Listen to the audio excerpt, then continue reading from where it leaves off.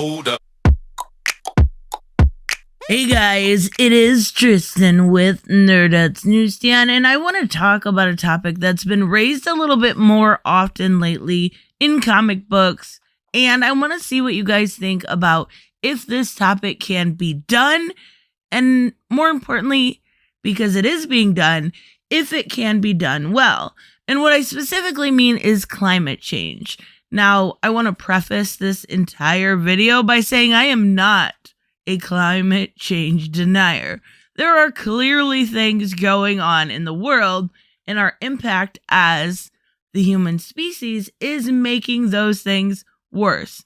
You can't go into a house and expect it to not be lived in. There is damage that is being done, and that's all I'm going to say about that. So let's get back to comics. We've seen it recently in Marvel with X-Men Green, which I talked about earlier. We also saw it with the Roxxon Corporation.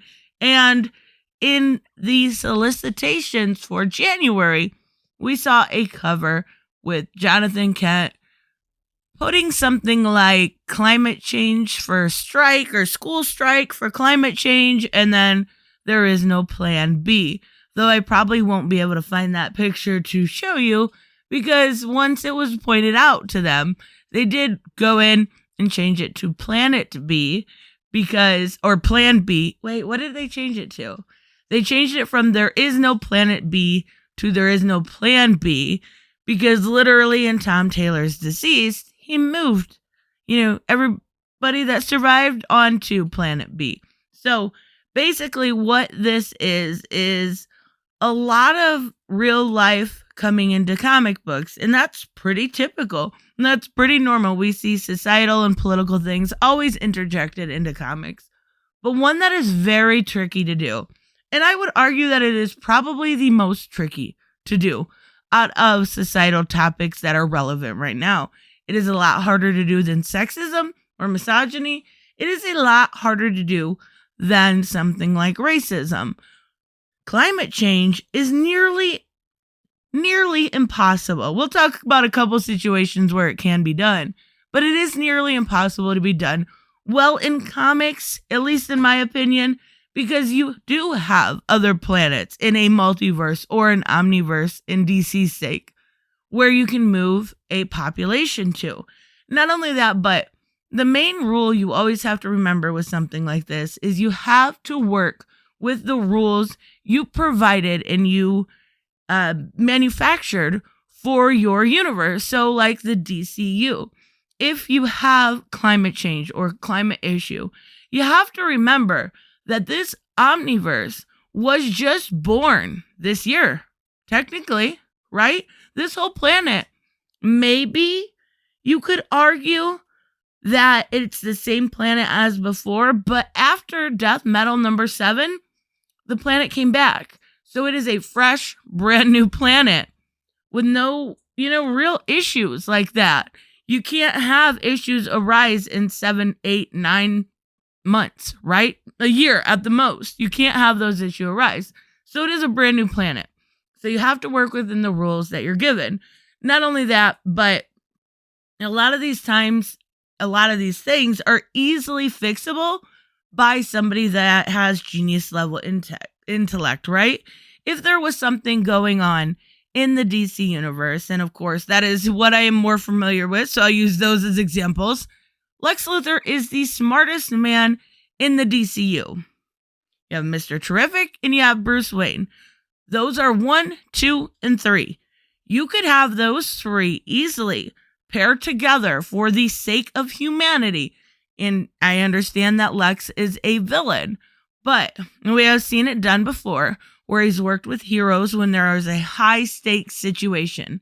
So in that situation, you could pair those 3 together and they would be able to come up with something. Plus you have magical creatures such as John Constantine or Zatanna that could use some sort of spell, bring in Etrigan or Jason Blood. All of these characters within the Justice League Dark would be able to take or use their magic in order to put some sort of spell or protection spell would probably be the most logical, right, in that situation. So how do you actually address it?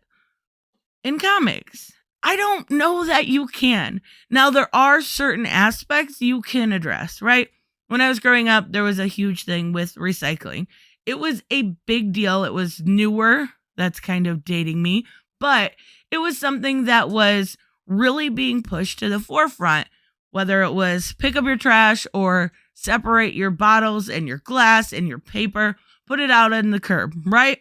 It was something that was normally done.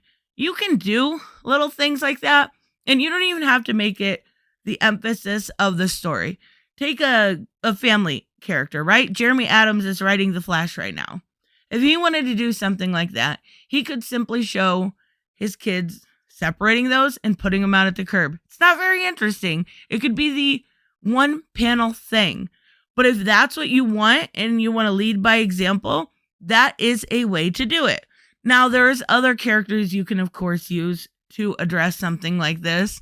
You can talk about runoff or something like there was a massive emergency with the Flint water supply for a very long time, and it was ridiculous.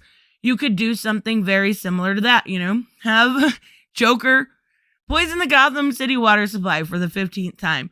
Do something similar to that. The government not responding and not doing what they should in that sort of situation. It's an allegory. That's what allegories are best for, because you don't always notice them, especially the younger you are. And the more you look into them, the more you realize, yeah, that actually makes a lot of sense. And that works in the current state, such as Fear State right now. There's a lot of mask allegories. There are a lot of vaccine allegories, and possibly Fauci's the bad guy, but I don't know if Tinian did that on purpose. Maybe. But as far as characters that would actually be good to address something on a larger scale, there are not near as many. And Jonathan Kent is absolutely not one of them. He could be a side character in a plot, but when it comes to characters that should address a situation like this, you have the ones connected or that are avatars of the green. You have characters like Swamp Thing, whether you use Alec Holland or Levi Kamai, both would work. You have the Gardener, which was recently introduced in Tinian's run, and she just got a Secret Files, and now I officially love her. And you also have Poison Ivy. Now, we just seen her separated. They are officially, she is officially put back together, and you could use those characters. You could use something like Floronic Man being this evil villain, trying to, take everything out of the green, and them having to come together and actually work together to get the green back. Like, do you see how hard an allegory like this actually is? This can be done in an allegorical sense, but in a straight up, you're writing for climate change sense, it is extremely hard because you have to work on those rules. And if you introduce something, you have to follow it through, and that's really hard. Now, I don't believe for a second when it comes to that Jonathan Kent cover that it has anything to do with the inside of it. We've seen that quite a bit, but it's pretty typical for comics nowadays anyway. I do believe that had more to do with something going on in the time that was made with Australia, and that is where Tom Taylor is from.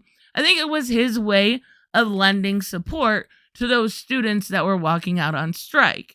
And I think that's nice. I think that's a cute way to do it. His paying homage to those that were involved in that protest.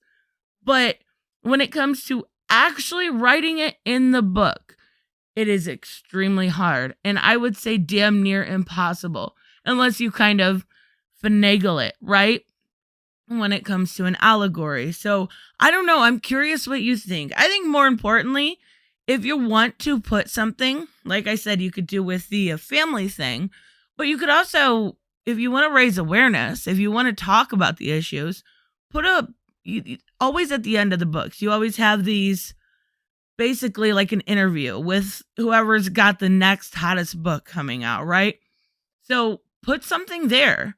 Put a little thing that says Poison Ivy says, and put a little bit of basic information. Put a website for somebody to check out.